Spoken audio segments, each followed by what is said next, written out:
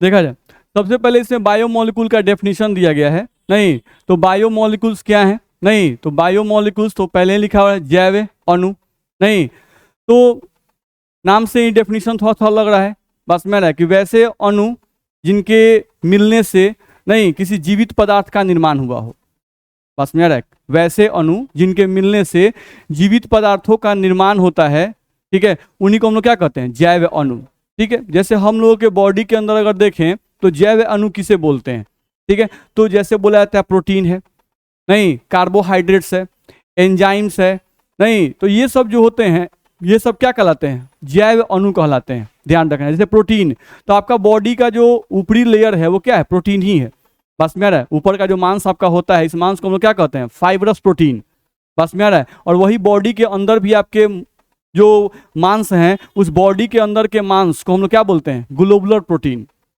बस में आ रहा है ग्लोबुलर प्रोटीन। तो आपका बॉडी जो है प्रोटीन से बना हुआ है, ध्यान रखना है। ठीक है, आपके जो हड्डी हैं वो क्या चीज़ है? कैल्शियम से बने हुए हैं, हम लोग को ध्यान रखना है। उसमें और भी चीज़ें हैं बॉडी के अंदर खाने को पचाने के लिए एंजाइम प्रेजेंट है आपके बॉडी के अंदर। बस में आ रहा है तो ये निर्जीव हैं, नहीं लेकिन इन निर्जीव चीजों के संग्रह से एक जीवित वस्तु तैयार होती है।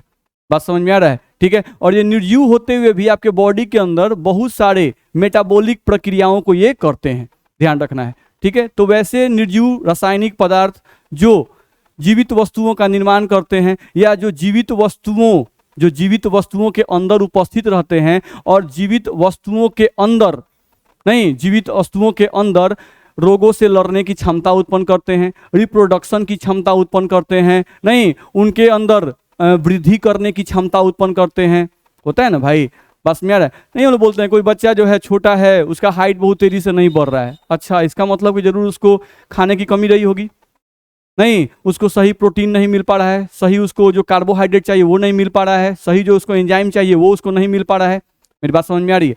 नहीं तो वो पदार्थ जो हैं जो आपके बॉडी के अंदर रहते हैं और आपको जिंदा रखने में बहुत महत्वपूर्ण भूमिका निभाते हैं, नहीं उन्हीं रासायनिक पदार्थों को हम लोग क्या कहते हैं? जैव अणु।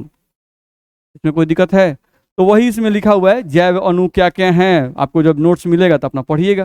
ठीक है, अब जैव अणु में सबसे पहले इसे पढ़ाया गया है कार्बोहाइड्रेट्स के बारे में। ठीक है, चलो देखते हैं। सबसे पहले इसमें पढ़ाया गया है कार्बोहाइड्रेट के बारे में।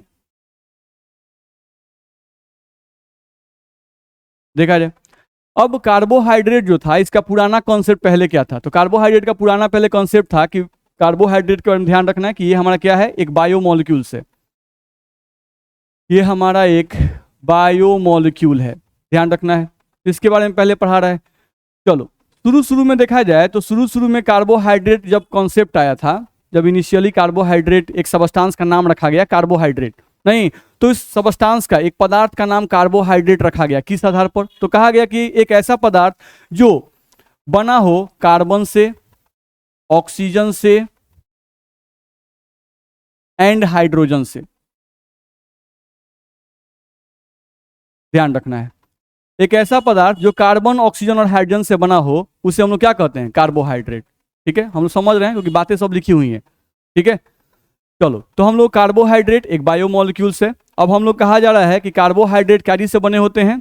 कार्बन से, ऑक्सीजन से और हाइड्रोजन से। ठीक है, शुरू में एक कॉन्सेप्ट आया, साथ साथ ये भी कॉन्सेप्ट आया कि जनरली देखा जाए तो जो कार्बोहाइड्रेट होते हैं, कार्बोहाइड्रेट इसमें कार्बोहाइड्रेट के अंदर वाटर में, जैसे आप वाटर लिखते हो H2O हम लिखते हैं, तो इसमें देखो तो हाइड्रोजन और ऑक्सीजन का रेशियो कितना है? 2:1 नहीं है। हाइड्रोजन का एगो है 2 गो और ऑक्सीजन का एगो है 1 गो।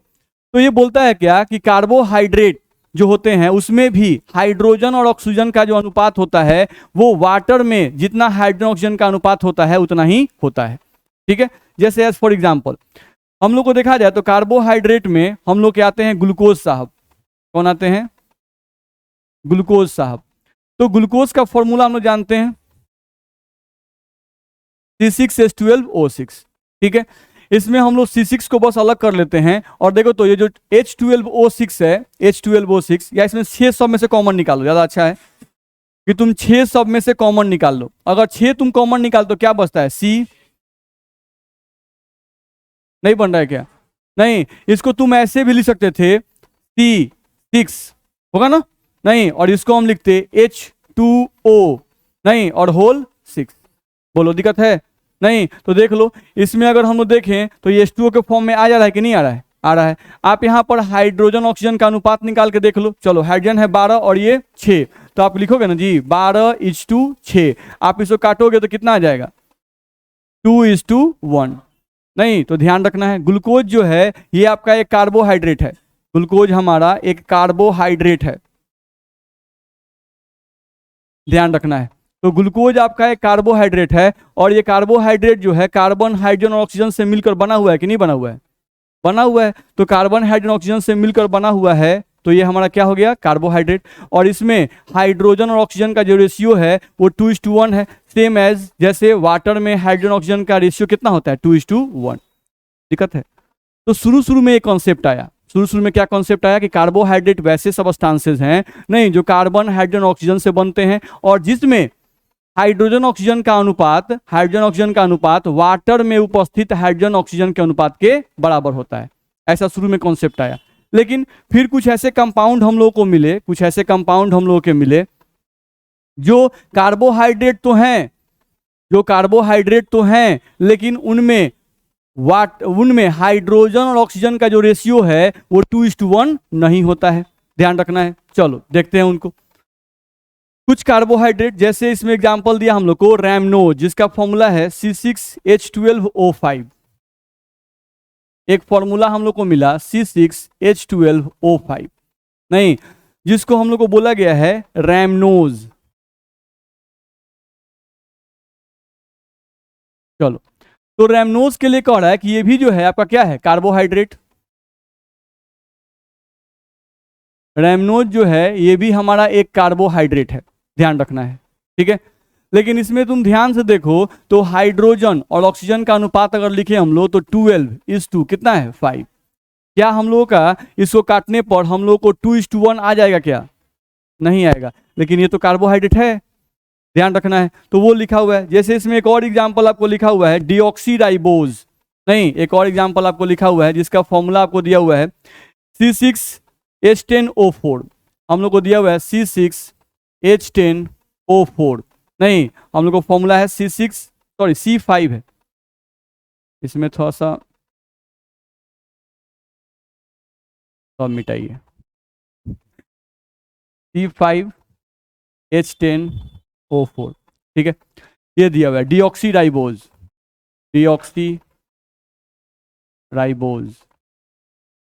ठीक है। तो इसमें भी अगर हम लोग देखें तो हाइड्रोजन है 10 और 4, तो यहाँ पर भी हम लोग का रेशियो जो है 2:1 नहीं है। जबकि डीऑक्सीराइबोज जो है ये भी आपका क्या है? कार्बोहाइड्रेट है, ध्यान रखना है। तो कार्बोहाइड्रेट का ये जो डेफिनेशन आया था शुरू में, ये डेफिनेशन क्या हो गया? गड़बड़ हो गया। हाँ, ये जरूर है कि मैक्सिमम कार्बोहाइड्रेट पे ये बात लागू होती है, नहीं कि भाई कार्बोहाइड्रेट कार्बन, हाइड्रोजन, ऑक्सीजन से ही बनते हैं, नहीं, उनमें मैक्सिमम में अनुपात जो होता है हाइड्रोजन ऑक्सीजन का वो 2:1 ही होता है, नहीं। लेकिन सभी कार्बोहाइड्रेट पर ये बात लागू नहीं होती है, नहीं। इसी कारण से ये जो डेफिनेशन था वो आगे चल क्या हो गया? गलत हो गया, ठीक है। चलो दूसरे पॉइंट पे आते हैं। यहां से हम देखें अगर तो हम लोगों को कुछ ऐसे भी कंपाउंड हैं नहीं जो कार्बोहाइड्रेट नहीं है, लेकिन उसमें हाइड्रोजन ऑक्सीजन का जो रेशियो है वो 2:1 है, नहीं, जैसे फॉर्मल्डिहाइड।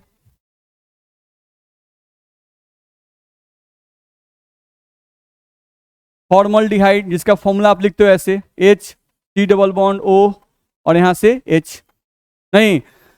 अगर हम लोग देखें इसमें तो कार्बन कएगो? एगो। हाइड्रोजन कएगो? 2 ऑक्सीजन कएगो? एगो।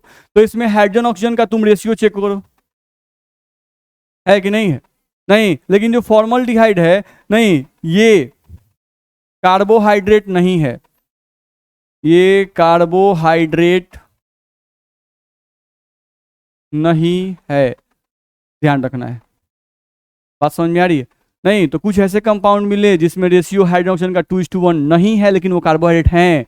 और कुछ ऐसे भी कंपाउंड हम लोग को मिल रहे हैं जिसमें हाइड्रोजन ऑक्सीजन का रेशियो 2:1 है, लेकिन वो कार्बोहाइड्रेट नहीं है। बस में आ रहा है? तो इस तरह से हम लोगों को कार्बोहाइड्रेट का जो पुराना डेफिनेशन था वो डेफिनेशन क्या हो गया? गलत हो गया, काम गड़बड़ा गया, नहीं।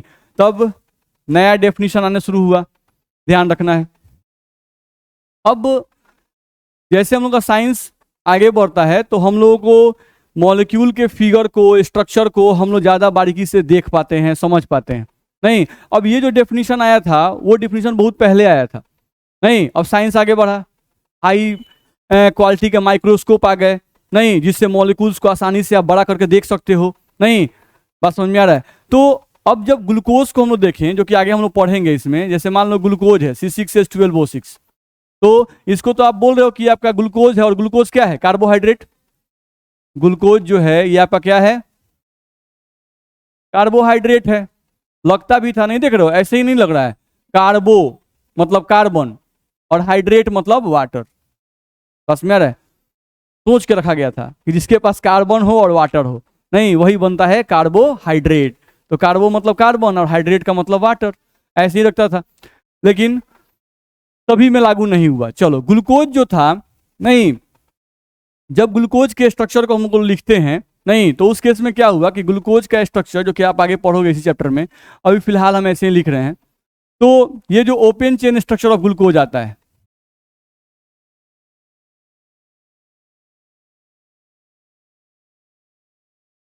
1 2 3 4, 1 2 3 4,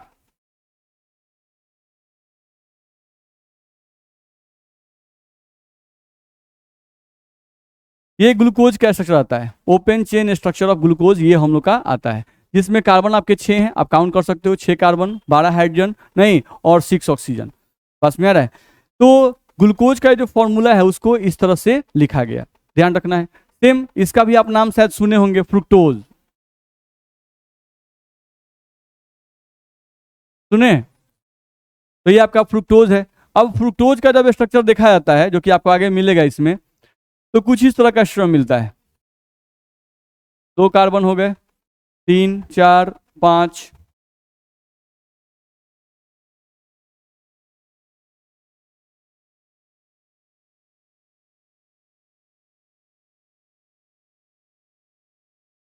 ये आपका फ्रुक्टोज का ओपन चेन स्ट्रक्चर है। ठीक है, दोनों में क्या डिफरेंस है? डिफरेंस ये है कि यहाँ जो फंक्शनल ग्रुप है वो अल्डिहाइड है, और यहाँ जो फंक्शनल ग्रुप है वो कीटोन है। अल्डिहाइड और कीटोन में क्या डिफरेंस होता है कि अल्डिहाइड में C डबल बॉन्ड O के एक तरफ हाइड्रोजन होता है, नहीं, और कीटोन में C डबल बॉन्ड O के दोनों तरफ क्या होगा? कार्बन। इधर भी कार्बन चेन और इसके इधर भी क्या है? कार्बन। तो ये दोनों में डिफरेंस है, ध्यान रखना है। तो यहां से ये समझ में आता है कि अच्छा, स्ट्रक्चर जब देखा गया कार्बोहाइड्रेट्स का, तो देखा कि अच्छा, यानी कि कार्बोहाइड्रेट जितने भी होते हैं उन सबको जब बनाया गया, तो सभी कार्बोहाइड्रेट्स में एक कॉमन बात पाई गई कि उसमें फंक्शनल ग्रुप के रूप में या तो अल्डिहाइड है या तो कीटोन है। बात समझ आ रही है? नहीं, जितने भी कार्बोहाइड्रेट आपको मिलते हैं उन सभी कार्बोहाइड्रेट में एक कॉमन बात क्या है कि कार्बोहाइड्रेट में या तो अल्डिहाइड फंक्शनल ग्रुप होता है या तो कीटोन आपका फंक्शनल ग्रुप होता है, ध्यान रखना है। ठीक है, अब बड़े बड़े अल्डिहाइड लिए गए, जैसे मान लो ग्लूकोज और फ्रुक्टोज, ये किससे बनता है? शुगर से। चीनी को जब हम लोग पानी में डालते हैं, नहीं, तो चीनी जो है आपका डिसोसिएट करता है ग्लूकोज और फ्रुक्टोज में। पास में आ रहा है? तो कहने का मतलब हुआ कि हम लोगों का जो शुगर है वो भी एक कार्बोहाइड्रेट है। मेरी बात समझ में आ रही है? तो यहां से अब दिमाग में आता है कि अच्छा, शुगर भी कार्बोहाइड्रेट है। फिर बहुत सारे जब शुगर मिलते हैं, नहीं, तो उनके मिलने से स्टार्च बनता है, ध्यान रखना है। ठीक है, उनके मिलने से क्या बनता है? स्टार्च बनता है। तो स्टार्च जो है ये भी कार्बोहाइड्रेट है। स्टार्च मतलब गेहूं चावल, जो गेहूं और चावल दाना होता है उसको हम लोग स्टार्च कहते हैं। तो ये भी कार्बोहाइड्रेट है, ध्यान रखना। आपका गेहूं कार्बोहाइड्रेट है, चावल कार्बोहाइड्रेट है, चीनी कार्बोहाइड्रेट है, नहीं, ग्लूकोज कार्बोहाइड्रेट है। तो बहुत सारे ग्लूकोज जब मिले तो चीनी बना, नहीं, ग्लूकोज फ्रुक्टोज जब मिले तो क्या बना? चीनी बना, ध्यान रखना है। और चीनी जब मिले तो क्या बना? स्टार्च बन रहा है। तो अब सोचो कि निश्चित रूप से अगर हम लोग का चीनी है तो उसमें तो फंक्शनल ग्रुप कई होगा? 2 गो। नहीं, अगर स्टार्च होगा तो उसमें तो फंक्शनल ग्रुप और भी बहुत ज्यादा होंगे, होंगे कि नहीं होंगे? होंगे। तो कार्बोहाइड्रेट का डेफिनेशन आया पॉलीहाइड्रोक्सी अल्डिहाइड या पॉलीहाइड्रोक्सी कीटोन। नहीं, वैसे ऑर्गेनिक कंपाउंड जो जिनके पास एक से ज्यादा या ज्यादा मात्रा में अल्डिहाइडी ग्रुप हो, नहीं, पॉलीहाइड्रोक्सी अल्डिहाइड, नहीं, पॉलीहाइड्रोक्सी अल्डिहाइड। तो समझो पॉलीहाइड्रोक्सी, पॉली का मतलब क्या होता है? मेनी, नहीं, पोली का मतलब मेनी। तो देखो, और हाइड्रोक्सी का मतलब OH, नहीं। तो जैसे अगर हम लोग ग्लूकोज की ही बात करते हैं तो इसमें हाइड्रोक्सी ग्रुप आपको कय गो दिख रहा है? 1 2 3 4 और एक 5, नहीं। और इसमें एक अल्डिहाइड ग्रुप दिख रहा है कि नहीं दिख रहा है? दिख रहा है। तो बोला गया कि वैसे ऑर्गेनिक कंपाउंड जिनके पास हाइड्रोक्सी ग्रुप बहुत ज्यादा हो, नहीं, और उनके साथ हाइड्रोक्सी ग्रुप के साथ अल्डिहाइड ग्रुप भी अगर प्रेजेंट रहे तो वैसे कंपाउंड को ही क्या कहेंगे? कार्बोहाइड्रेट्स कहेंगे। मेरी बात समझ में आ रही है? ठीक है। अब अल्डिहाइड ग्रुप एक से ज्यादा भी कभी कभी हो सकते हैं। कब? जब हम लोगों के मान लो ग्लूकोज और फ्रुक्टोज आपस में जुड़ेंगे तब। बात समझ में आ रहा है? तो यहां से हम लोग को कहा गया कि पॉलीहाइड्रोक्सी या पॉलीहाइड्रोक्सी अल्डिहाइड या पॉलीहाइड्रोक्सी कीटोन, नहीं। तो आप इसको कह सकते हो पॉलीहाइड्रोक्सी अल्डिहाइड, इसको कह सकते हैं पॉलीहाइड्रोक्सी कीटोन। ठीक है। तो ऐसे कंपाउंड्स को ही क्या कहेंगे? कार्बोहाइड्रेट। बोलो, दिक्कत है? तो अब एग्जाम में जब आएगा तो पुराना वाला परिभाषा मत लिखिएगा, नया वाला लिखिएगा। बस में ना एग्जाम में आया कि डिफाइन कार्बोहाइड्रेट, कार्बोहाइड्रेट क्या है, नहीं। तो आप बताइए वहां पर पॉलीहाइड्रोक्सी अल्डिहाइड या पॉलीहाइड्रोक्सी कीटोन को ही क्या कहते हैं? कार्बोहाइड्रेट कहते हैं। दिक्कत है? चलिए, तो ये सब आप समझ गए। अब यहां से देखा जाए तो वही हम लोग का एग्जाम्पल दिया हुआ है कार्बोहाइड्रेट का इसमें। ठीक है। शुगर, चीनी, स्टार्च, नहीं, जो गेहूं चावल आप खाते हैं ध्यान रखना है। सेलुलोज, जो पेड़ का छाल होता है, पेड़ का तना होता है, पेड़ का जो लकड़ी होता है उसे सेलुलोज कहते हैं, ध्यान रखना है। तो ये सब चीजें जो हैं वो सब क्या है? कार्बोहाइड्रेट के एग्जाम्पल हैं। ठीक है। अब इसमें लिखा है कार्बोहाइड्रेट का वर्गीकरण। सही बात है भाई, कार्बोहाइड्रेट का वर्गीकरण जल अपघटन के आधार पर। ठीक है, जल अपघटन के आधार पर। ठीक है। तो कार्बोहाइड्रेट में अगर देखें हम लोग, अगर वर्गीकरण की बात हम लोग कर रहे हैं, क्लासिफिकेशन की,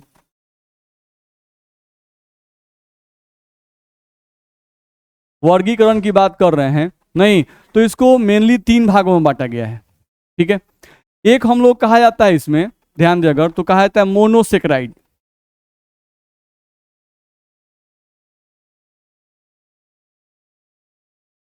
मोनोसेक्राइड, हिंदी में भी यही कहते हैं इसको, मोनोसेक्राइडे कहते हैं, ध्यान रखना है। ठीक है।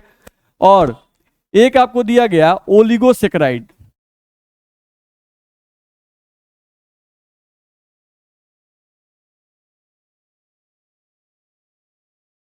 और एक आपका होता है पॉलीसेक्राइड।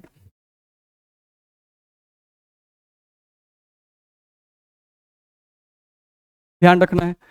तो ये हम लोग वर्गीकरण किसका कर रहे हैं?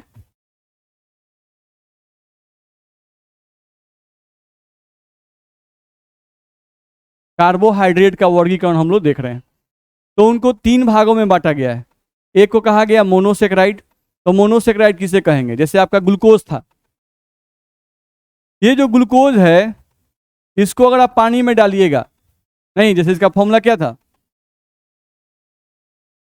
पानी में डाल दीजिए H2O में, तो डालने पर भी ये C6H12O6 के फॉर्म में ही रहता है। यानी पानी में जाने के बाद ये टूटता नहीं है, पानी में जाने के बाद ये टूटता नहीं है, नहीं। तो ये क्या होगा? मोनोसेक्राइड। ये क्या कहलाएगा? मोनोसेक्राइड। यानी वैसे कार्बोहाइड्रेट जिसको जल में डालने के बाद वो विघटित नहीं होते हैं, नहीं, छोटे छोटे अणुओं में विघटित नहीं होते हैं, उन्हें क्या कहेंगे? मोनोसेक्राइड। ध्यान रखना है। ठीक है। अब आता है आपका ओलिगोसेक्राइड। ठीक है। तो ओलिगोसेक्राइड जो होता है इसमें बहुत सारे टाइप्स होते हैं।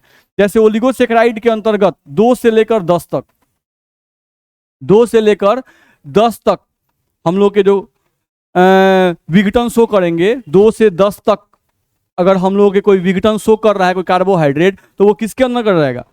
ओलिगोसेक्राइड के अंतर्गत आएगा। ध्यान रखना है। ठीक है। जैसे मान लो कोई कार्बोहाइड्रेट लिए और वो कार्बोहाइड्रेट 2 भाग में टूट गया, जैसे एग्जाम्पल के लिए शुगर।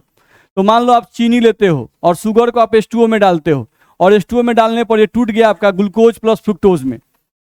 तो शुगर जो है, अगर देखा जाए तो शुगर जो है वो पानी में डालने के बाद कितने कंपोनेंट में टूटा?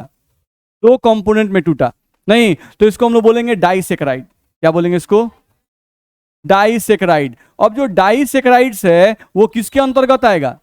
ओलिगोसेक्राइड्स के अंदर, नहीं। और ओलिगोसेक्राइड्स के अंदर अंतर्गत कितने लोग आएंगे? 2 से 10 तक अगर कार्बोहाइड्रेट प्रोड्यूस हो रहे हैं तब। ध्यान रखना है, ठीक है। जैसे शुगर डाइसैकेराइड होगा। अगर कोई और आप कंपाउंड लेते हो और अगर वो 3 कार्बोहाइड्रेट प्रोड्यूस करता है तो ट्राइसैकेराइड्स होगा। नहीं, अगर कोई कार्बोहाइड्रेट 4 मोनोसेक्राइड्स प्रोड्यूस करता है तो वो टेट्रा कार्बोहाइड्रेट होगा। नहीं, लेकिन अच्छी बात यह है कि हम लोग को ज़्यादा दिमाग नहीं लगवाया है। नहीं, डाई एगो पढ़ा दिया है। नहीं, तो डाई बस ध्यान रखिएगा, शुगर के बारे में डिटेल से पढ़ना है। नहीं, मोनो के बारे में एगो दूगो पढ़ना है, कौन, ग्लूकोज और फ्रुक्टोज। नहीं, ग्लूकोज के बारे में पढ़ना है और फ्रुक्टोज के बारे में डिटेल से पढ़ना है, ध्यान रखना है। इसमें हम लोग का शुगर और माल्टोज के बारे में पढ़ना होगा, क्योंकि शुगर जो है वो टूटता है ग्लूकोज और फ्रुक्टोज में, और माल्टोज, शुगर का फॉर्मूला क्या होता है, C6H12O6, C12H22O11। नहीं, और इसी को हम लोग तोड़ते हैं जब पानी से रिएक्शन कराते हैं तो क्या बनता है,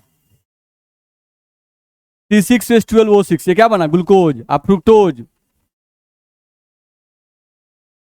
C6H12O6, दोनों का फॉर्मूला सेम होता है। बात समझ में आ रहा है, ठीक है। ग्लूकोज का फॉर्मूला भी C6H12O6 और फ्रुक्टोज का फॉर्मूला भी C6H12O6। दोनों का फॉर्मूला अलग अलग है, नहीं, सेम फॉर्मूला है। जैसे आदमी का फॉर्मूला सेम होता है, दो गो लड़का को खड़ा कर दिया जाए तो उसका फॉर्मूला क्या है, सेम है। फॉर्मूला का मतलब दोनों का आंख सेम है।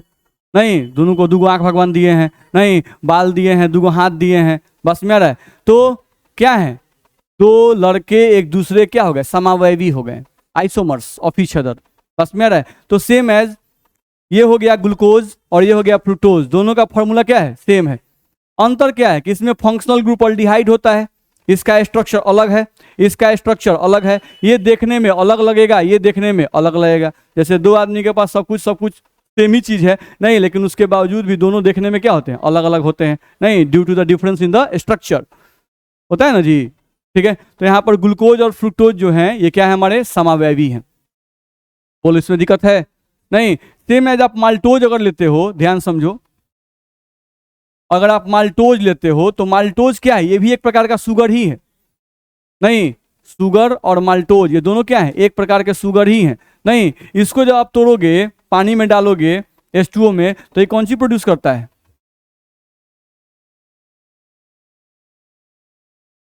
ग्लूकोज प्लस ग्लूकोज, ये सिर्फ ग्लूकोज प्रोड्यूस करता है। नहीं, ध्यान रखना है, ये आपको ग्लूकोज प्लस ग्लूकोज ही प्रोड्यूस करता है। जैसे देख लो, इसमें कार्बन कितने हैं, 12, इधर भी 6 6 12 नहीं है। हाइड्रोजन गिन लो, इधर 22 और 22 2 24, इधर गिनो 12 और 12 24।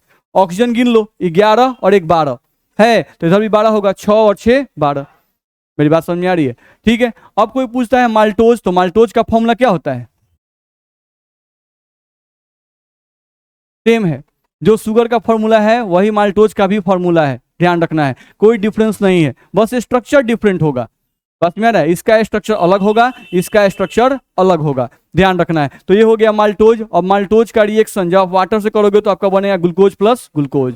नहीं, दोनों में डिफरेंस क्या है, तो ये जो शुगर है ये डायरेक्ट शुगर कहते हैं, इसको क्या कहते हैं, इसको डायरेक्ट शुगर। जो व्हाइट शुगर आप देखते हो ना, जो हम लोग खाते हैं जनरली, जो व्हाइट चीनी हम लोग खाते हैं, नहीं, वो हो गया आपका ये वाला शुगर, जिसको हम लोग चीनी चीनी बार कह रहे हैं, ठीक है। और एक होता है आपका माल्टोज, तो माल्टोज क्या होता है, वे शुगर जो आपके खाने में प्रेजेंट रहता है।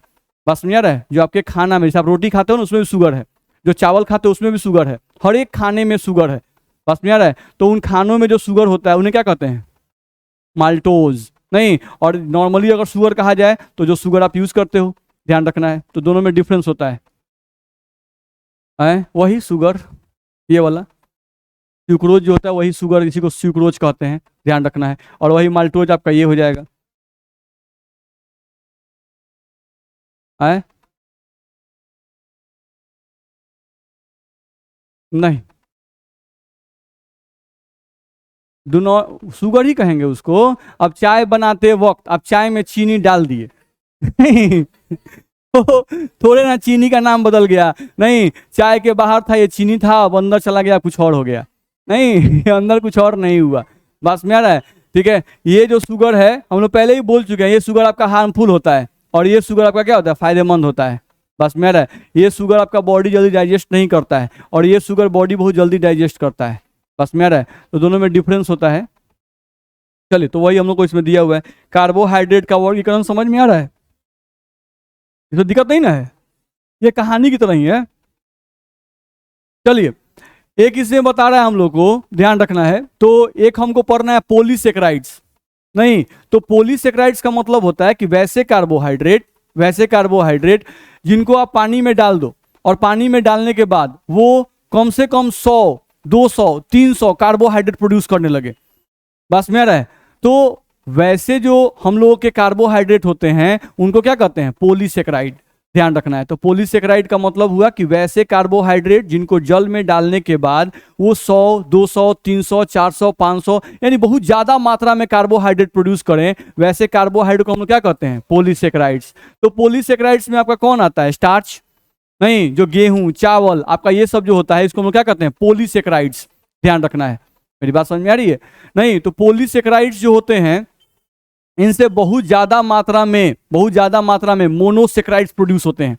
ठीक है। अब जैसे स्टार्च है, तो स्टार्च जो है, एक चावल दाना ले लें, उससे करोड़ों ग्लूकोज के पार्टिकल्स बन सकते हैं, करोड़ों ग्लूकोज के पार्टिकल्स बन सकते हैं। तो आप जो भी ग्लूकोज यूज करते हो, नहीं, लोग पानी में मिला के ग्लूकोज पी लेते हैं, तो वो कैसे प्रोड्यूस किया जाता है? इन्हीं स्टार्च से। नहीं, आपको शुगर से ग्लूकोज नहीं निकाला जाता है। ध्यान रखना है। शुगर को एगो तोड़िएगा तो कई ग्लूकोज देगा? एगो फ्रुक्टोज। नहीं, तो आप ग्लूकोज को अलग कीजिए, फ्रुक्टोज को अलग कीजिए। या माल्टोज को तोड़िएगा तो क्या मिलेगा? 2 ग्लूकोज मिलेगा। नहीं, तो 2 मिलेगा। एगो स्टार्च को तोड़िएगा तो वो आपको बहुत ज्यादा मात्रा में देगा। बस में आ रहा है। तो जो भी हम लोग का इंडस्ट्रियल पर्पज से ग्लूकोज प्रोड्यूस किया जाता है, तो वो किससे प्रोड्यूस किया जाता है? चावल के दाने से, गेहूं के दाने से, इन लोगों से हम लोगों को प्रोड्यूस किया जाता है। बात समझ में आ रहा है? तो ये हम लोग को ध्यान रखना होगा। तो पॉलीसेकेराइड समझ रहे हैं आप लोग? ठीक है। तो वही इसमें सब लिखा हुआ है, आप पढ़ सकते हैं इसको। चलिए, अब यहां से देखा जाए तो पॉलीसेकेराइड्स का समान सूत्र भी लिखा हुआ है, C6H10O5 का होल N। और N का वैल्यू इसमें दिया हुआ है आपको 100 से 3000। यहाँ पे N का वैल्यू दिया हुआ है 100 से कितना? 3000 तक दिया हुआ है। यानी कि आप एक पॉलीसेकेराइड अगर डालिएगा तो एक पॉलीसेकेराइड अगर कम से कम मोनोसेकेराइड प्रोड्यूस करेगा, वो कितना होगा? 100। नहीं, और मैक्सिमम कितना? 3000 एक पॉलीसेकेराइड। ध्यान रखना है। ठीक है। तो वही बात इसमें हम लोग को लिखा हुआ है। इसमें दिक्कत है? ठीक है। अब इसमें लिखा गया है कि स्वाद के आधार पर, यानी टेस्ट के आधार पर, बस में रहे, जो कि बहुत इंपॉर्टेंट होता है, ध्यान रखना है। टेस्ट के आधार पर कार्बोहाइड्रेट को 2 भागों में वर्गीकृत किया गया है। टेस्ट के आधार पर, ये क्या था? जल अपघटन के आधार पर, कि पानी में जाने के बाद कितने भाग में टूटता है। अब इसमें बोला गया टेस्ट के आधार पर कार्बोहाइड्रेट्स को 2 भागों में वर्गीकृत किया गया है। एक को लिखा हुआ है इसमें शुगर और एक को लिखा हुआ है नॉन शुगर। नहीं, जिसको हिंदी में शुगर को लिखा हुआ है, बड़ा मेहनत लगता है, शर्कराएं। देख रहे हैं, शुगर का हिंदी ऐसे लिखा हुआ है, यही ना पढ़ेंगे, जो शर्कराएं ना पढ़ेंगे जी, ये लिखा हुआ है। नहीं, सोचिए इंग्लिश पढ़ने में कितना आसान रहता है। चीनी लिख देता है, सबसे अच्छा कहानी खत्म कर देता है। नहीं, देखा जाए तो ये हम लोग को लिखा हुआ है शर्कराएं और अशर्कराएं, यानी शुगर एंड नॉन शुगर। ठीक है। तो शुगर जो स्वाद में मीठे हो उन्हें शुगर कहा गया, यानी वैसे कार्बोहाइड्रेट जो स्वाद में मीठे होते हैं उनको शुगर कहा गया। और वैसे कार्बोहाइड्रेट जो स्वाद में मीठे नहीं होते, टेस्टलेस होते हैं, उनको क्या कहा गया? अशर्कराएं। ध्यान रखना है। जनरली देखा जाता है कि जो मोनोसेकेराइड्स होते हैं, मोनोसेकेराइड नहीं, या जो ओलिगोसेकेराइड्स होते हैं, ठीक है, ये लोग जो होते हैं वो टेस्ट में मीठे होते हैं। वो क्या होते हैं? टेस्ट में मीठे होते हैं। तो मोनोसेकेराइड और ओलिगोसेकेराइड्स जो हैं इनको शुगर के कैटेगरी में रखा गया है। शुगर का मतलब क्या समझना है? कार्बोहाइड्रेट। नहीं, तो वैसे कार्बोहाइड्रेट जो टेस्ट में मीठे हों उन कार्बोहाइड्रेट को शुगर भी कहा जाता है। बस में रहा है। और वैसे कार्बोहाइड्रेट जो टेस्ट में मीठे नहीं हो उनको नॉन शुगर कहा जाता है। जैसे स्टार्च। नहीं, चावल का दाना उठा लीजिए, मुंह में डाल लीजिए, नहीं तो बहुत मीठा लगता है, वो टेस्टलेस होता है। बात समझ में आ रहा है? गेहूं का दाना उठा लीजिए और उसको खाइए तो भी क्या होता है? टेस्टलेस होता है। तो जो लोग भी पॉलीसेकेराइड्स हैं, नहीं, जैसे गेहूं का दाना, चावल दाना, क्या है? पॉलीसेकेराइड्स। तो पॉलीसेकेराइड्स क्या होते हैं? नॉन शुगर कैटेगरी में आते हैं। बोलो, दिक्कत है? तो वही बात इसमें हम लोग को लिखा हुआ है। ठीक है। चलो, इसके बाद हम लोग को लिखा हुआ है इसमें, अच्छा टाइम खत्म हो रहा है, पहले ठीक है, अगले क्लास में आपको नोट्स मिल जाएगा। इसमें लिखवाने वाला काम नहीं है ज़्यादा, सब लिखवाना पड़ेगा क्या? नोट्स में सब लिखा हुआ है, बस आप बात समझते चलिएगा।